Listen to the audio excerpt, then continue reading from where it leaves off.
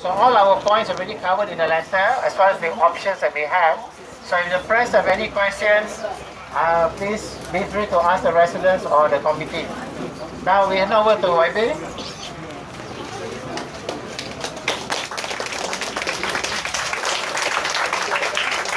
Thank you, Rajesh, and thanks the organizing committee for putting all this together. Before we start, I'd just like to wish all the fathers here Happy Father's Day. Thank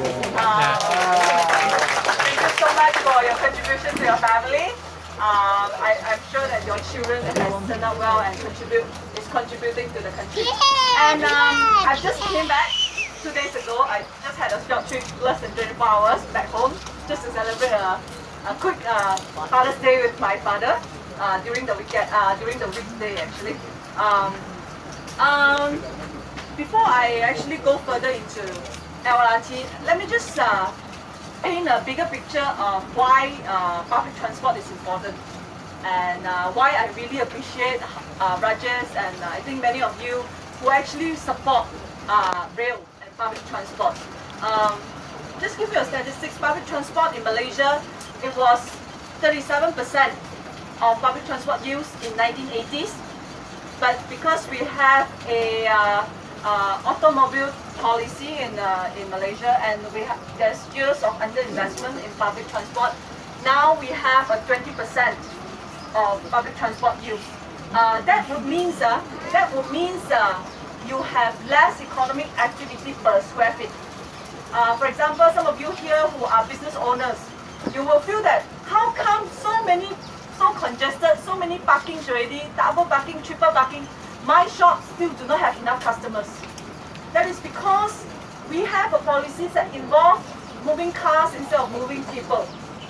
So that's the first thing that I think we should consider, that is public transport is important for the whole economy in Malaysia as well as in Petaling Jaya.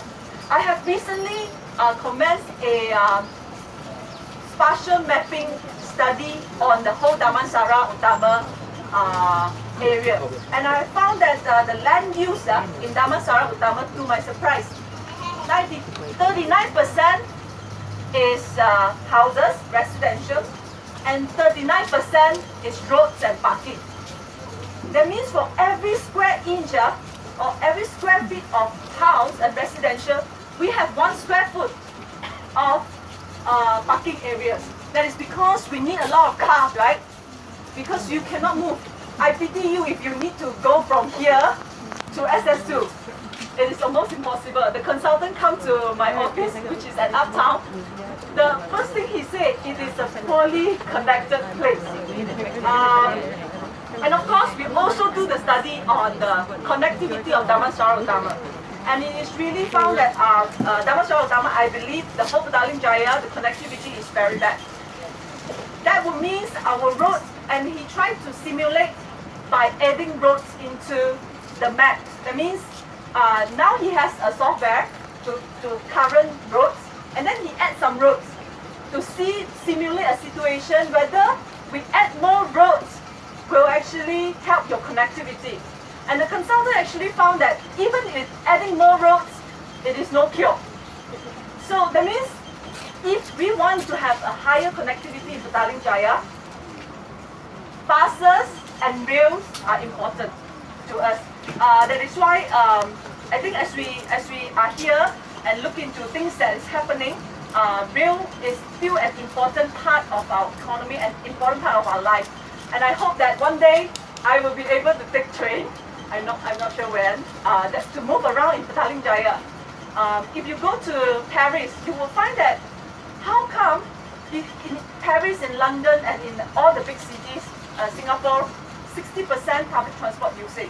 And you will find that how come people has higher density in that area versus ours when we are as congested as them. That means it's those of you who has been who drive in London, you will know it's also terrible. I mean, traffic is terrible. Driving is terrible, but you will take rail anytime because it's so well connected.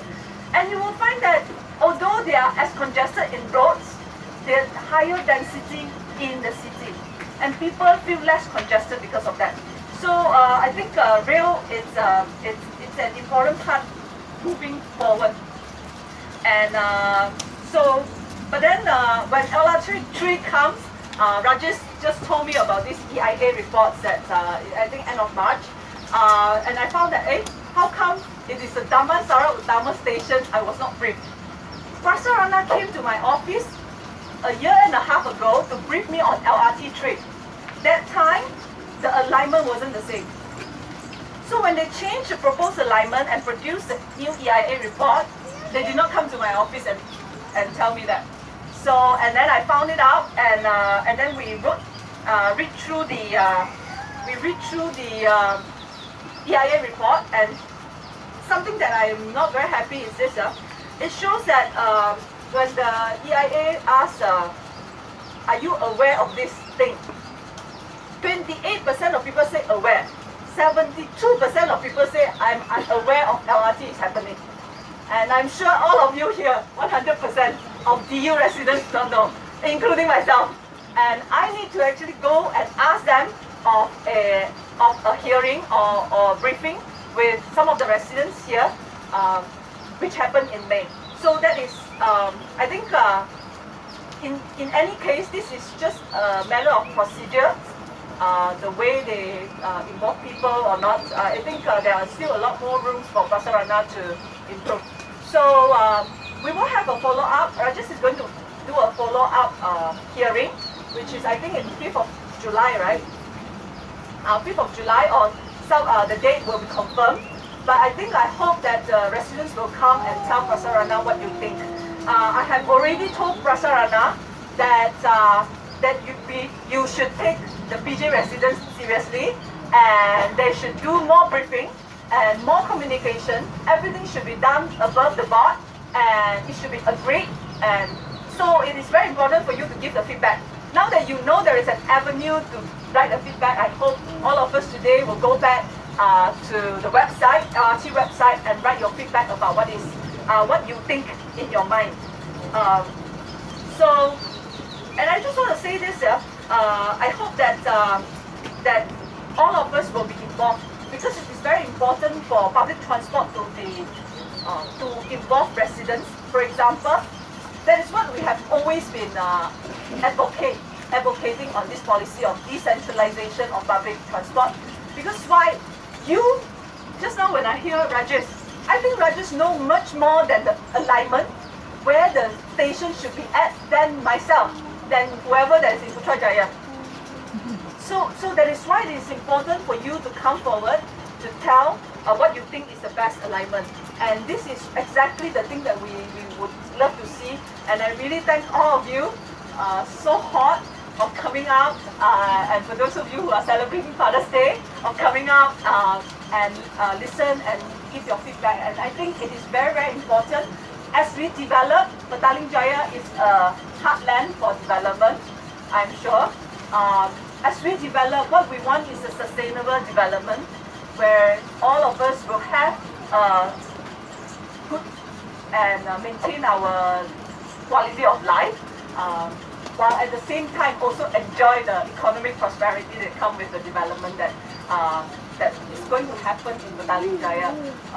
And the new developments, there are a lot of new developments coming in, but it's not in DU, because DU, as I said, most are already taken by roads and also houses. So it is not in DU, but it's in surrounding area. I'm sure some of you will be affected because of the spillover traffics and everything. So we hope that there will be a better planning, and also with a better public transport in the future. With that, I would like to thank you, and I pass the time to Rajesh. Thank you very much. Now, just a quick one. We also suggest those who have taken the new bus services in Sunway, the my rapid bus, the elevated highway, which is exclusively for buses. Any of you have been on that buses yet? It runs every 5 minutes. It covers about 8.5 kilometers between Bandar Sunway right up to Maidin and USJ1 at the back there. Dedicated highway. Now, after the highway was launched about 2 weeks ago, in the newspaper it was reported that the federal government is considering seriously to do a similar elevated highway from Klang all the way to Kuala Lumpur. So, if they are really considering doing that, we wonder why would then LRT3 still necessary? Because if I want to go, I would rather go to Kuala Lumpur rather coming to One Utama alone. If I still want to go One Utama, I can take the MRT from town to One Utama. So all these are still discussion. So we are suggesting to Prasarana, relook again the whole idea about integrated public transport. Certainly LRT is important, but you have MRT2 coming up. You have LRT2, which has been extended. You have LRT2 new one, and you have the extension to LRT1. On top of that, you have this MRT1, which is about to complete. So yes, they have to have some kind of synergy, but it is for them to decide which would be the best way to go about, and to cut down the cost on us. We are the taxpayer. Okay, so we do have certain right to say what we like to say about it. Okay, now as I said, we would want to get Prasarana to hear our views, and we also want to allow them to do a focused presentation as to how the proposed LRT3 would impact on Damansara Utama. We have to give them that. So so once we get the date confirmed, we will inform all the residents, and the most that will not take place here. It will be at the Dewan, the Dewan MPPJ and SS21/12. So that is definitely going to take place. It's just that the timing and the date. Okay, that's one. Now, we would like to hear from the residents, but there's still a lot of us here. So what we like to do is, from the points that we have raised, if there are other points than what we have raised, then we would like to hear. But otherwise, if it's going to be the same thing, then we're just going to repeat. Then, it's quite hot, and Osama, no food today, only drinks. So we want to, try to finish this by at least by 4:40 or 4:45 maximum. Okay, so